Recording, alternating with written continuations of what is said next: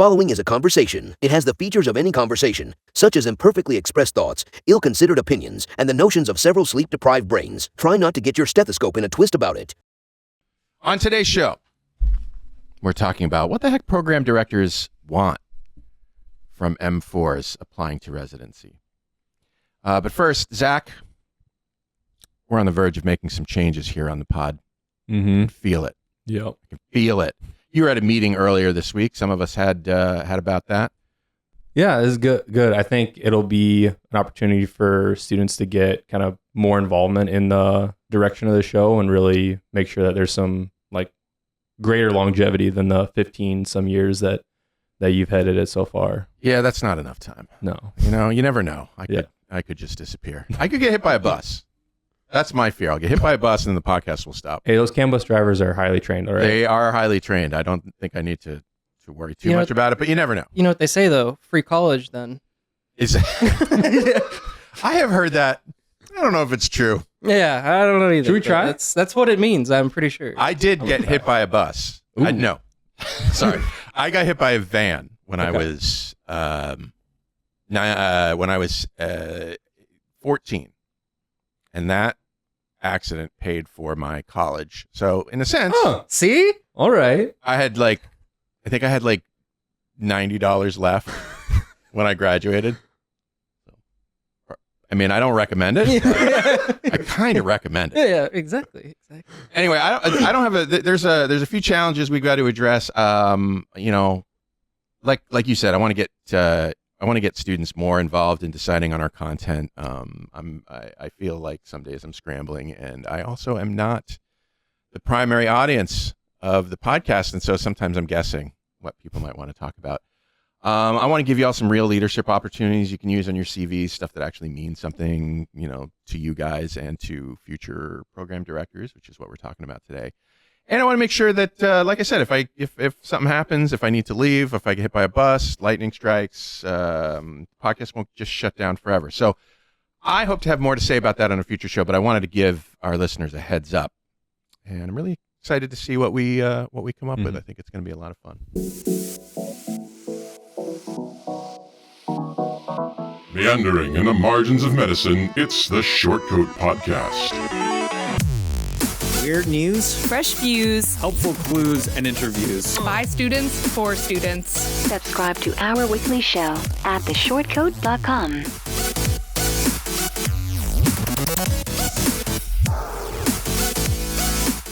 Welcome back to the Shortcoat Podcast. This is a show that gives you an inside look at medical school from the students drinking from that fire hose. It's a production of the University of Iowa Carver College of Medicine. I'm Dave Etler, back after a 4 weeks, which is unusual hiatus. Thank you for sticking with us. With me today in the SCP studio, some folks who are steady, reliable, resistant to the uncertainties of life. They will never get hit by a bus. Say hello to a man whose pulse is calibrated to coordinated universal time. It's M2, Chase Larsson. Hey, everyone. She irons her shadow every morning. It's M4, Madeline Ungs. Hello. And he was voted most popular emergency contact. It's M2, Zach Grissom. Hey. And if you thought that was all, poor misguided souls, couldn't have been more wrong. Because we're joined by a former co-host, 2022 grad of the Carver College of Medicine, and as of just recently, family medicine, fully fledged, honest to God, attending physician, Dr. Teneme Konne. Welcome back. Here. Welcome back. Love to hear that, Dave. Yeah. Our show today, as I said, is about the uncertainties of applying to residency. And it's from an anonymous listener I have decided to call Baffled J, Whoseadaddy. He's a father of 2 who will both be M4s this year. And he reached out to us at theshortcoat.com/tellus because they're all wrestling with this question. First, absolutely love the podcast. I am a father of twins, both of whom are rising M4s. They put me onto your podcast 4 years ago, and they and I have been faithful listeners. While they both attend different medical schools, they seem to be having the same issue when it comes time to applying for residency. If applying to medical school can be a black box, residency seems to be a black hole. One is applying IM or Med Peds, and the other wants psychiatry. Both complain that while their respective schools help, they are struggling with really understanding the process other than get letters of recommendation and then send in an application. What program directors want, don't want, look for, etc., they seem absolutely at a loss for. Is there anything you can present or share to ease what seems to be the growing anxiety? They said with the institutions of signals or signs or preferences makes the process more confusing. Maybe it is not as hard as it appears to be, but at times they even seem to get conflicting advice, i.e. geography does or does not matter. Please do not use my name or my kids will never ever speak to me again. Ever. Thanks again. I know the work each show takes. There's something I want to say about this question. It feels important to me, and I hope listeners will listen. Take heed. How about that? Behoove you. It behooves you, I think, to listen to my genius thoughts. The moment you enter medical school, you are creating a story about yourself through your grades, your scores, your work with patients, your activities, the relationships you build with others, all of that stuff. And so one takeaway I want you to get from today's show is this: build that story purposefully from day one. Because by the time you get to applying for residency interviews, that story has been written. And so why do I say this? Because it surprises some students to know that all of that story is fair game for the documentation that we send to the programs that you apply to. We have to send this stuff to these programs when you apply, so they'll get your MSP, they'll get your transcript, they'll get all the stuff that you might expect.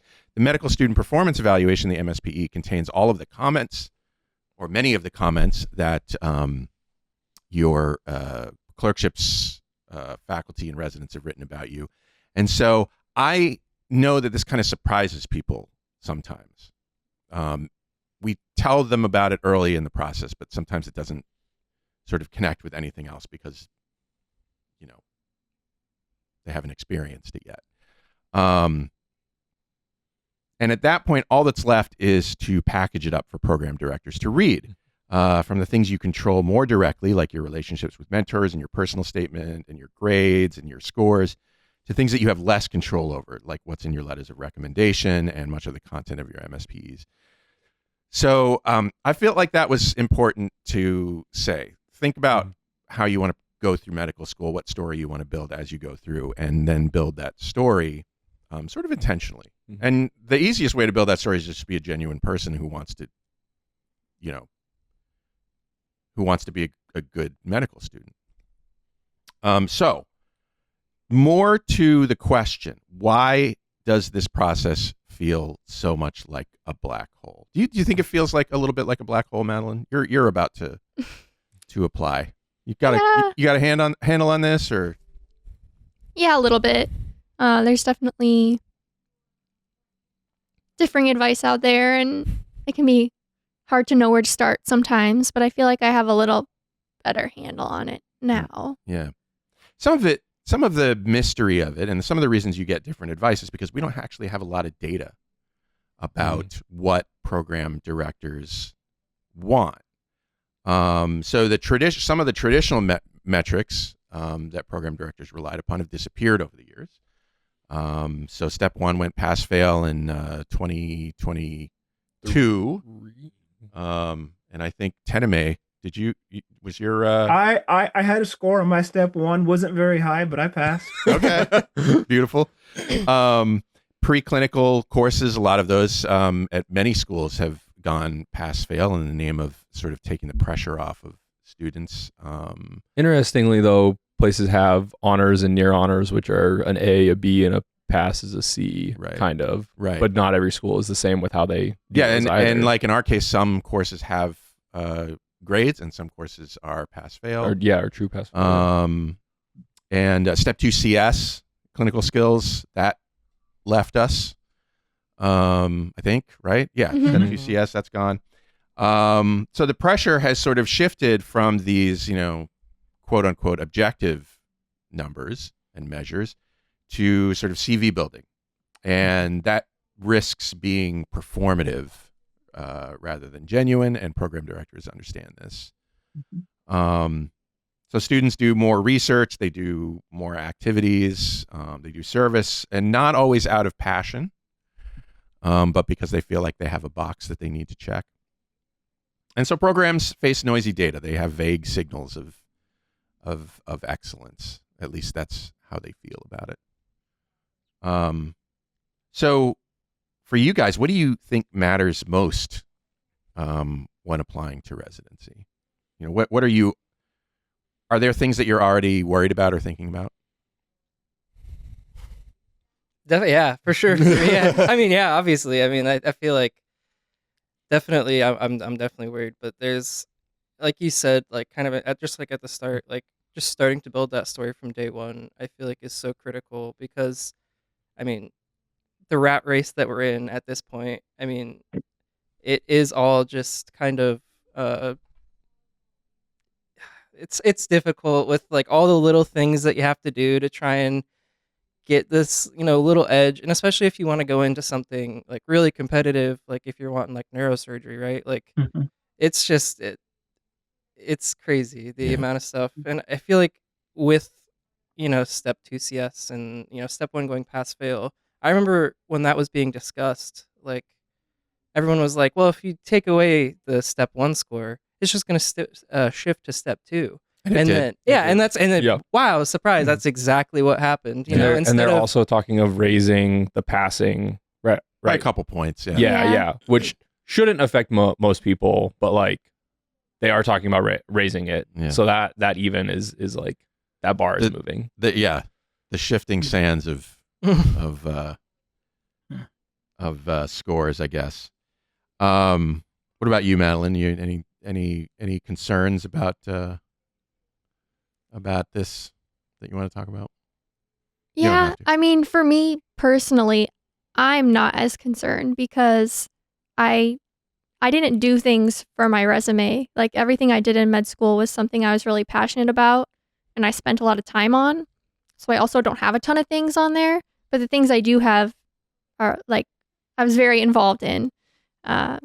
Quality over quantity. Yeah, and that definitely comes across in my application. And I know for my specialty I'm applying to, they really put an emphasis on the whole person and like what you bring and what passion you bring, and they really look holistically. Yeah.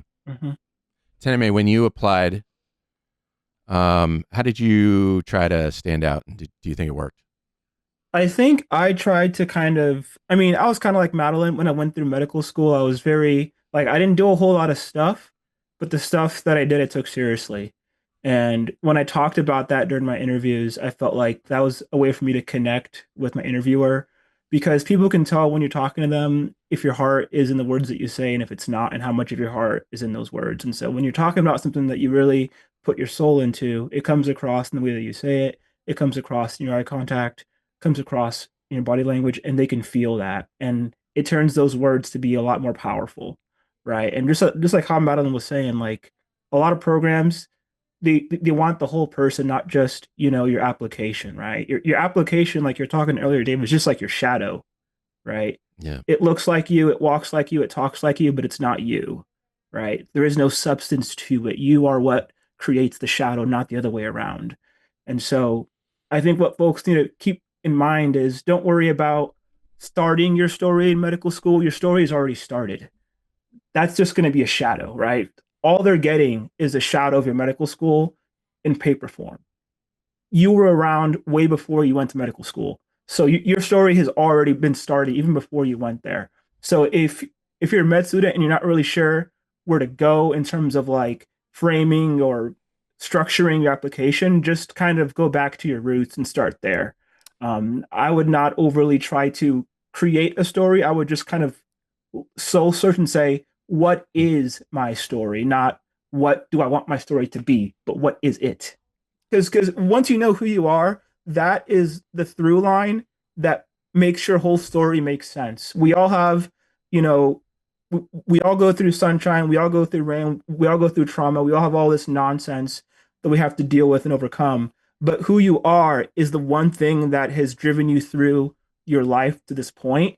And that's what you have to key into if you feel lost in terms of what you're doing. If you don't feel lost, chances are you have a good sense of who you are, what you want, and where you're going, right? Yeah. If you know the answers to those questions, everything else is secondary. So I sent you guys some stuff Mhm. before the show, some graphs. So that one of the data points that we as a school have is the National Residency Program Director Survey. Is that right? Yeah, sure. Program Director Survey, where they're asked, what things are important to you in the interview selection, people to select to interview. And I don't know, does somebody want to describe what they saw in that? I think it kind of just speaks to what Teneme was just saying, like for getting chosen for an interview, at least they're not looking for like something to like super jump out at them. Like it's like from what I saw on the graphs, it's like you passed step 1, like yeah, that makes sense. Like you need to have passed step 1. Like you need to have like a look at your personal statement, right? Like the things that they're looking for, to me it seemed like from the graph was not something that is unreasonable or like anything unexpected. Yeah. And then kind of once they get to the interview, I think it's all just like the soft skills. Like, are you a person? Are you a good person? Like, can you talk to people? Do you treat people nicely? And like, yeah, I feel like that's also not anything really unexpected from what I would think, at least. Yeah. So, talking about what programs actually prioritize, academic performance obviously is foundational. That said, yeah, like you said, demonstrated professionalism. I mean, you got to think about what programs. What if I was a program director? What would I want? I would want somebody who is professional and who acts professional. I would want somebody with strong interpersonal and communication skills. I'd want somebody who is genuinely committed to the specialty that that they're applying for. I'd want to know something about their ability to, I think as Teneme put it, well, I can't remember how you said it, but you said it very eloquently. And now, what did you say about resilience?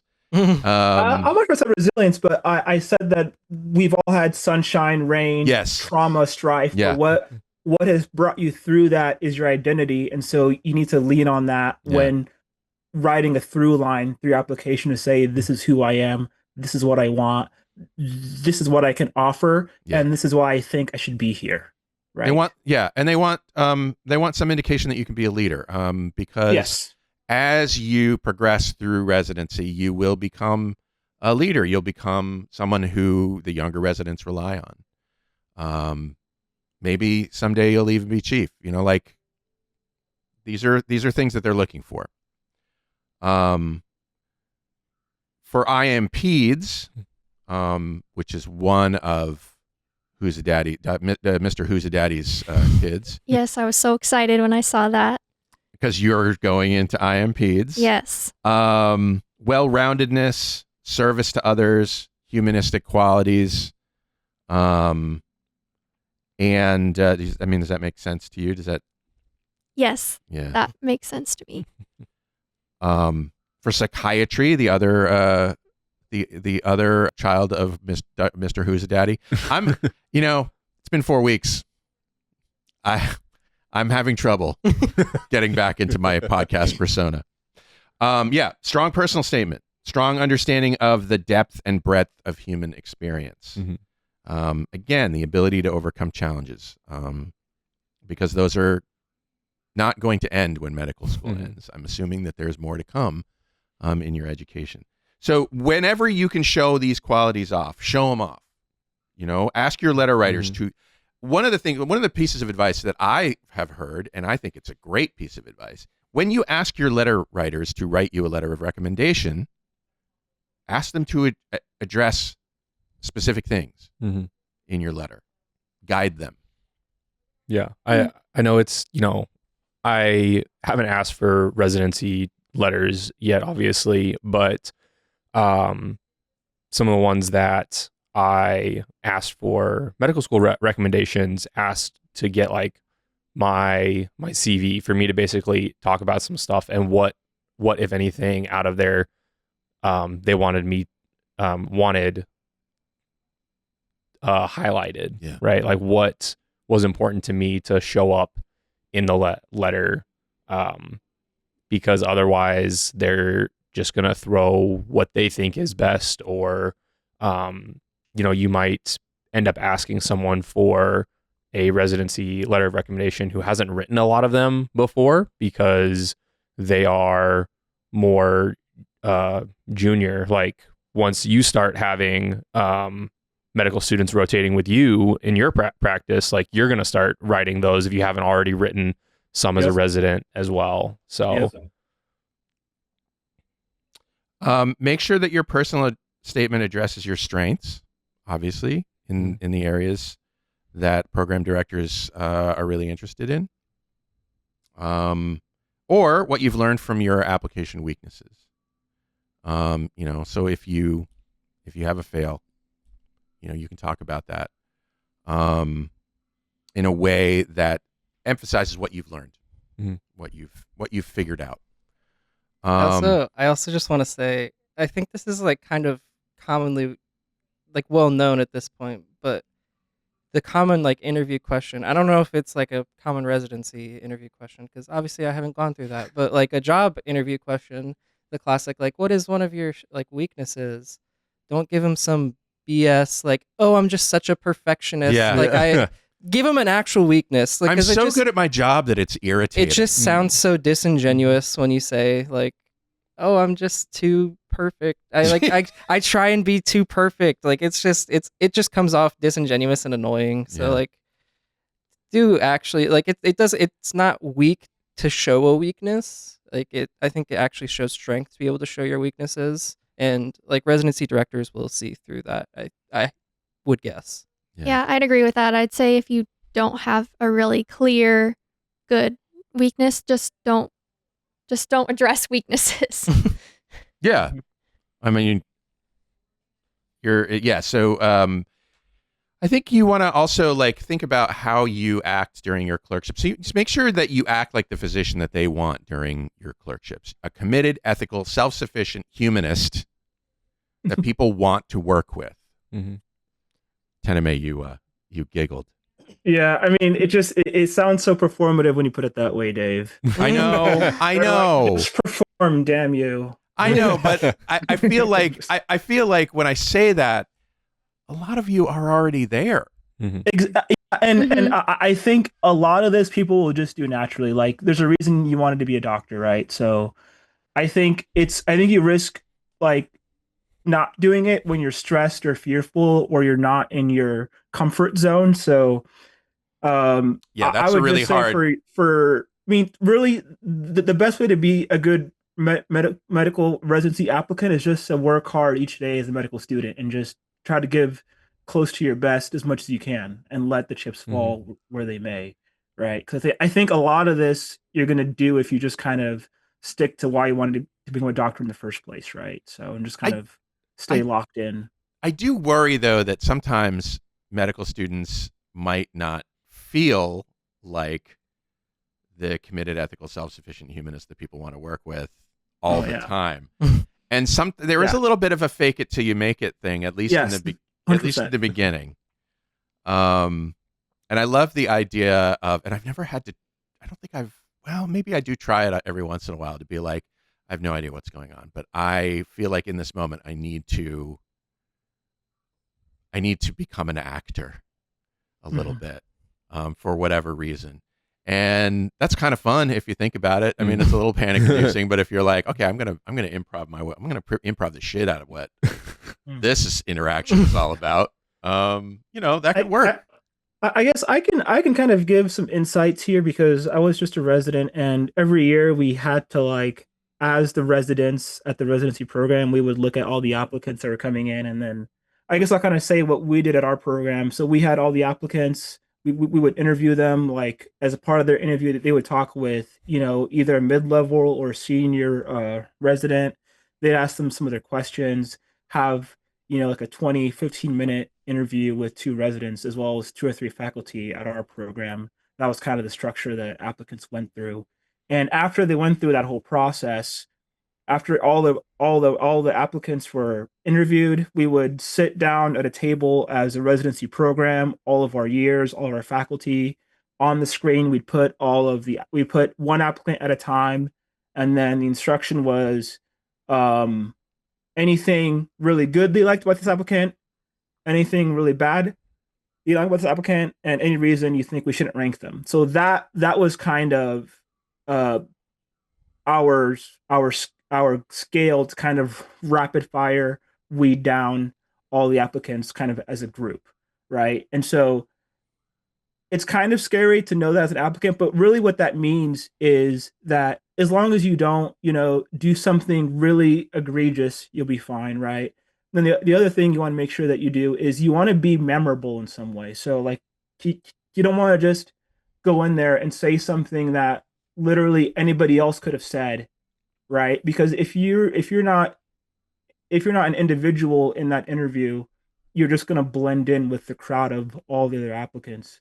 And it's really not hard to be an individual as long as you're kind of yourself during the interview, and you're passionate about the things that you're passionate about, and you can talk to those things. There was one thing I did not like about our process.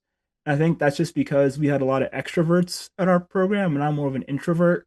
And I remember there was one applicant that I had interviewed, and another more extroverted resident had also interviewed.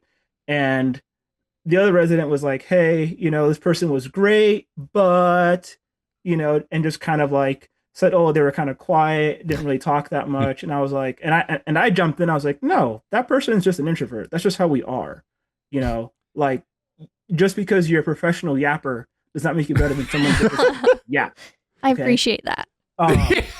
So Madeline let's is an introvert. And so I kind of gave some pushback because as a fellow introvert, I could tell that, they said a lot of good stuff. They just didn't have to use 1,000 words to get it out, right? Yeah. So just because you like to yap does not mean you said any more or less than somebody else. So I help write the MSPEs, and I do occasionally see somebody who comments they're too quiet. I'm like, come on, please stop. I mean, high school. I know, and I kind of get it. Come on. In a way, I do. I kind of get it because it's hard. It's hard to evaluate somebody who, doesn't yap. It doesn't give you. It is hard. So I would say for all of my introverts, that is the one performance you may have to engage in. If you're not a yapper, at least get some yappability, because some yappers out there could mark you down because you don't yap as fast as they do. So Madeline, that's just part of the game, I suppose. As an introvert, have you felt this sort of pressure before, or no? Yes. Yeah, but yeah. Oh, sorry. Oh, that's okay. Yes. And I just, had to. I mean, what are you gonna do? I mean, yeah, it's kind of like a performance a little bit. You just do a little more talking than maybe you'd want to, but it starts to become a little easier, and I still always felt like myself. Like I never became somebody that I wasn't. Yeah. So a question, do you think that that's more of a interpersonal assessment or like a professional communication assessment? Because if you're go ahead. Yeah, I think in regards to like the introvert not talking a lot of times that's more of like an interpersonal thing. Like I think more professional is like, they were unprofessional in some way, right? Or they were very professional, meaning they were very prepared, right? Because like someone would write something different if they weren't able to speak up when it was their turn, like in a patient room or something. Like that's going to come across differently than too quiet. Yes, yeah. That's a good point. And I think for most people, when we're in work mode, we do kind of like adopt that professional persona. Like we kind of leave a part of ourselves a bit in the back when we're being doctors, right? So yeah, when I go home, I'm much less of a yapper than all yapped. I'm all yapped out by the end of the day. Like, my wife sometimes is like, "Can you respond to the thing that I just said?" I'm like, "Oh, I thought I did. I did in my head." The advice that I've gotten from like some residents, and obviously Teneme, you can speak better to this, is like the 3 a.m. test is what I've heard them call it. Is I need to know more. Is that so? For when residents are ranking like med students, they kind of think about like, is this someone that I would mind hanging out with at 3 a.m.? Like when we're in the thick of it, we're deep in the shit, if you will. And like I've heard this especially from like the surgical specialties, because like they are often, not that the other specialties are not. Like, don't get me wrong, I'm not trying to say they're not, obviously, but they're gonna come for you. Yeah, I know, right? Yeah, someone has my name, but yeah, good question. What do you think, Teneme? Yeah, I think that's true. I think the context is a little bit more general than that, not necessarily 3 a.m., but what residents really care about is, if this resident comes here, would that make me happy? Would that make this program better? Would that make us a better team? That's what they're kind of thinking about, right? Yeah. So not necessarily 3 a.m. It could be at noon, right? Shit can hit the fan at any time of the day, right? So that's what they're looking for, right? Because when you go to a residency program, yeah, you're going there, but also they're kind of bringing you into their like ecosystem, and so they have anxiety about, if this person comes here, will things get better or worse? Just like how if you had a stranger coming into your house to live there for 6 months and you were going to interview them, your anxiety is going to be, when they're here for 6 months, is that going to make my life easier or harder, right? Because that kind of matters, right? And so that's kind of the anxiety that you're kind of dealing with, kind of on the horizon as you're interviewing, that they're going to feel, right? And they also want to get the best applicants, just like how you want to get the best program, right? And so everyone's trying to do what's best for their own circumstances. Yeah. It's important. I think it's really important. And if you can fit into like their culture, fit in, and if the residents feel like, hey, this is someone I could, ask a question to, someone that is a hard worker, someone that is self-driven, those are all things that are going to make them want to say yes to you as an applicant. And somebody that you can rely upon to help you when you need it. Mm-hmm. Yeah, exactly. Anyway, Chase. Yeah. I think the way I've heard it is like, you're going to be spending, like, as residents, you're going to be spending so much time together, whether you want to or not, and obviously you're going to want to spend a lot of time with them. So yeah, they're going to choose someone who they like. which brings us back, I think, a little bit to the idea of being yourself. I know that a couple of times I've said, well, there's a performative aspect to all of this. But think about being yourself as a way to weed out programs that you don't fit with. Because after all, you don't know much about them when you go to the interview. And if you're just yourself, you might not, you might ultimately not end up being ranked by them, but that might be a good thing. Yeah, the performance of it is, to me, in some ways, like how certain actors are just themselves in every movie, but like that works. Yeah, that's decided that works, and it's how it is. Like, you're not gonna watch a Dave Bautista movie and not see Dave Bautista like being himself within it in whatever way, right? And like, there's plenty of other actors that you see that too. So if your performance is just being on as best you can each day, but learning what you can out of it, taking the interview for what it is, answering from the heart. Like, I think the question that I best answered for a med school application was ended up being from here, was about like recent science fiction books that I had read, because I included that like they as a hobby. You about your right. Yeah, I included it as like a hobby. During your interview, this came up. And it came up and like briefly talked about one that I hadn't read, that one of the interviewers like, have you heard of this one? I'm like, no, and talked about some and what value I got out of them. and was something that was really, really engaging. I realized after the fact, like for me, like I didn't have to think about how I was answering as much as other things. And then later in first semester, we had our CBLs, and then the feedback I got after the insurance one that I gave, if you remember that at all, was that like I was much more engaged with that and talking about the difficulties that a patient would face with dealing with like genetic testing and accessing that capability, just because of the way that I did it and was able to speak from the heart about it for the 5 minutes, backed up with the data. It was what was important to me. And rather than picking a topic that I thought would be better for my education, like I was able to dig deeper into that and like share that. So this brings me back to a point sort of from earlier, but this whole thing about like being yourself. Some advice I got for the personal statement was, is this something that just anybody else could write, or is this something that is unique to you? And I feel like that goes for both personal statement and the interview.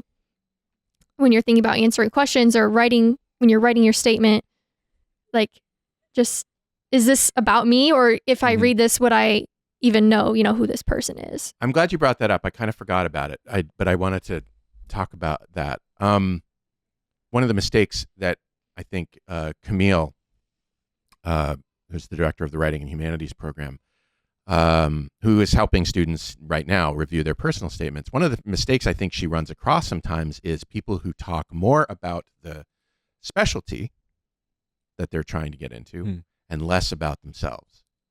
So they'll say things like, basically they're trying to signal that they understand what the specialty involves and what kind of person that the specialty would benefit from having work in that specialty, but that's not really talking about you and your story and your qualities. So I think that's an example of what you're talking about. You've got to, it's a personal statement. It's got personal in the name. I wanted to talk about signaling, because that was brought up by Mr. Whoseadaddy. So signaling, what is signaling? It's a structured way to express interest in interviewing with the program. It's important to know, if you're not yet in the throes of interviewing, that this signaling is used during the phase of trying to get interviews. So you'll use a signal in your application materials. You use a signal to say, I'm really interested in coming to talk to you. It exists because program directors are flooded with applications otherwise, or have been in the past. Meantime, those traditional signals of quality like grades and scores, those have fallen away, as we said. So the idea is we're going to give applicants, our specialty is going to give applicants a limited number of signals to express interest in programs. They're forced to make choices to sort of offset the shotgun method of applying that is so, I think, reasonably tempting when you're nervous about getting a job. Yeah. And so, so how do they work? Some programs have, like Psych, has 10 signals, as I understand it. 10 signals, you can use them. They're all weighted the same. You can use them in any way you want. I think IM, PEDS, do you know? We do not have signals. You guys don't have signals? Yeah. Okay.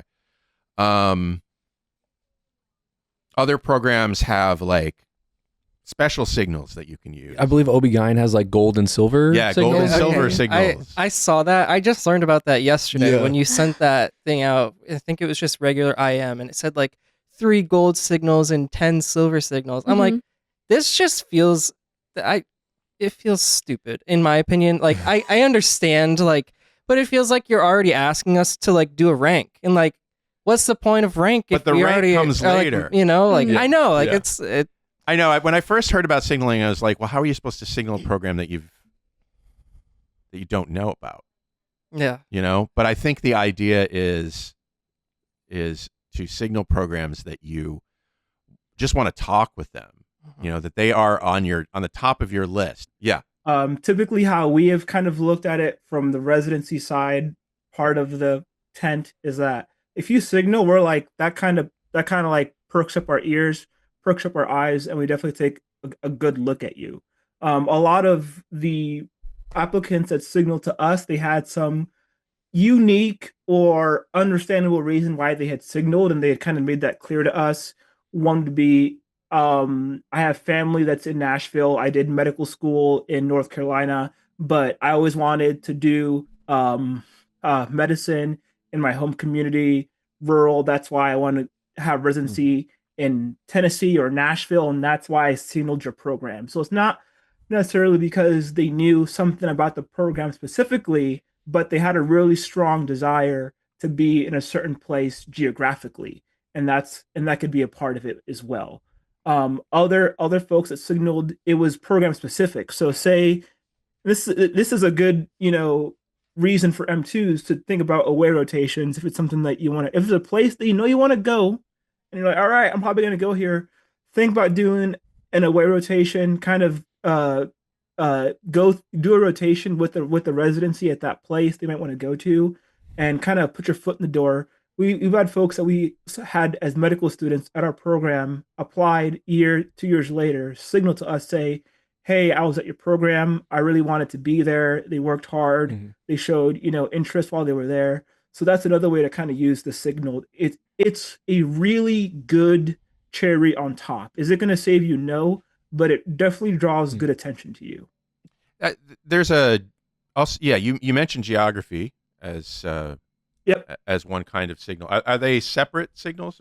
No, it's not a separate signal. It's just they would signal to us, and then like something in the application would kind of speak to that. Mm-hmm. Yeah. Right. I think is the question statement they said like, oh, I have a passion to work back home in Nashville, and then they signal the program, and so we kind of draw that connection there. There's also geographic preferences, and that's a separate thing from signaling. Yeah. And then if you like get into the weeds, like I don't know what signals work like for like urology, that goes through an entirely separate like earlier match process as well. So there's some of that too, but something that like the data is out there. It's not as extensive, and we can mention some about how the data available doesn't include error bars and standard deviation and things, but there are guides that show if people got interviews, if they signaled and if they didn't signal at places. And so you can see, is it worth applying to this place if I don't have a signal left over to give that program? If they interview 1% of people who apply there that did not signal, is that worth including and paying for that part of the application as well? Or do I need to put that as one of my signals if I'm really interested in that one? And then there are some that will say, like home institution, you don't need to signal depending on so that'll come from like the help from your school for understanding, because they already know you. Yeah. For if this specialty, do they require a signal to the home institution or the home program or not? And if not, use your signal somewhere else. If it does and you do want to stay there, then you're going to have to burn one. You use one, put your chip on black for that one, as it were. So to sum up signals, 92% of programs reported using signals to help decide who to invite for an interview, and 80% of program directors found signals to be an important component of the decision. So, a few programs are like, we use them, but whatevs. But a lot of them find that they're important. And then the geography preference, Signal, I think, is especially helpful for showing interest in places outside of your school region, like you said, because you may not need them for your home institution. More important in some fields than in others. And, for instance, if you're, I assume that if you're the kind of specialty you're applying for is a relatively small specialty, maybe geographic preferences, that signal isn't as strong for them because they know there's relatively few places where you can go anyway. MedPeds is sort of like that, even though it's one of the bigger combined residencies. There's almost 80 programs. They're still pretty geographically I would assume they're like mostly in clustered. Yeah, they're mostly in cities. They're mostly at university medical centers, things like that. So I've watched some webinars where PDs kind of talk about what's important, and they've said geographic preferences not so much, since most of our programs are in the same areas anyway. Yeah. And they're most effective when combined with program signals. So, I think. We're at 47. So ambiguity. I want to give you some takeaways from my research. You guys can chime in if you feel that they're wrong or that you have additions to make. Ambiguity is baked into the system now, but you can still be strategic. You can still be authentic in your application. Focus on meaningful connections, real interests. Develop your interview style if you need to. There are lots of tools to explore. I don't know if you've used these at this point, Madeline, but the AAMC's Residency Explorer, the AMA FRIDA database of residency program features. Obviously, your mentors and advisors, they know what's up as far as all of these questions go. So make sure that again, this is about those meaningful connections and relationships. I think you guys feel like that's reasonable? Yeah. You utilize like alumni relations for people who matched into that specialty too. Like if you don't know someone from a class or two ahead of you that matched in there, like talk to your school about getting in contact with them. Cause like they just did it, and that they might have more frank advice about that specialty than what you'll get from webinars with program directors, which are also like a good place to hear stuff. Yeah. And we mentioned contradictory advice before. Unfortunately, that's a fact of life. It is confusing sometimes to get conflicting advice. I don't know how to fix that. I don't know how to help you with that other than to say that, put it all in the hopper and then make your own decision about it. And remember that, you can only make decisions with the information that you have, and it's going to be fine. It's going to be fine. I know it's going to be fine. I want to close with something I got from Dr. Anna Schmitz, who is the Learning Communities faculty director for our Bean community, I think. She had this to say. The residency match process is really unlike any other job interview or hiring process that I'm aware of, and I can see how signals may make this even more confusing. From my understanding, signals were instituted to help programs and applicants in a mutually beneficial way. They help programs see applicants who are truly interested in coming to their program and may have otherwise slipped under the radar with their typical screening process. Thus, this can help applicants get interviews at programs they really want to be at. So, if you can, signal a mix of programs, some that are realistic for you to match at and some that may be a stretch. But really, you only want to signal the ones you could see yourself at. In general, you're going to get a similarly good education and experience at the vast majority of residency programs. So finding the right geographic location and people within the program that you get along with are high priorities, in my opinion. Most program directors I know are looking for applicants who sincerely want to come, learn, work hard, and truly care for patients. Most of the time, you'll find applicants and programs value the same things. Thanks, Dr. Schmitz. So that's our show. Dr.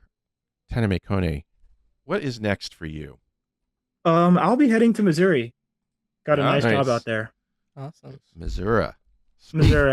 I'll be about 30 minutes from Kansas City, being St. Joseph. So I'm really happy to start there. It's going to be great. Excellent. Just starting in the fall. Wonderful. Awesome. Congratulations on finishing your Thank you. residency. So It feels wait till you guys, if you think getting into medical school is good, if you think getting out is good, wait till you get out of residency.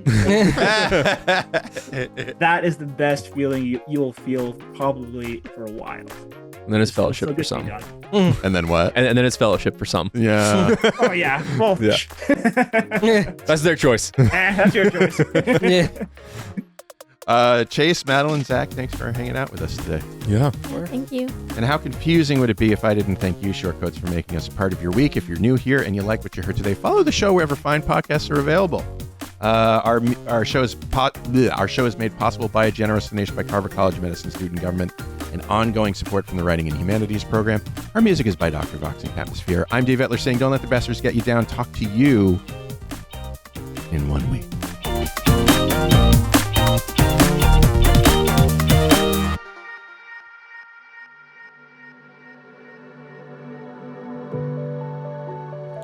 Hi, Shortcoats. Look, life in medical education, life in America, life in the world is often difficult. And I often wish I could help. All I have is this podcast, but in my wildest dreams, you have the support you need to lead a life of your choosing. You deserve to be happy, healthy, and successful in whatever ways you define those words. So if you need support because you've experienced racism, discrimination, harassment, mental health crises, I want you to be able to get the help that you need. And so I'm going to put some links in the show notes to some resources that you can use. But the bottom line is that for what it's worth, I see you. I know you're out there. I wish I could do more. Maybe I can in ways that I don't understand yet or know about. But I see you, and I'm glad you're here, and other people are too.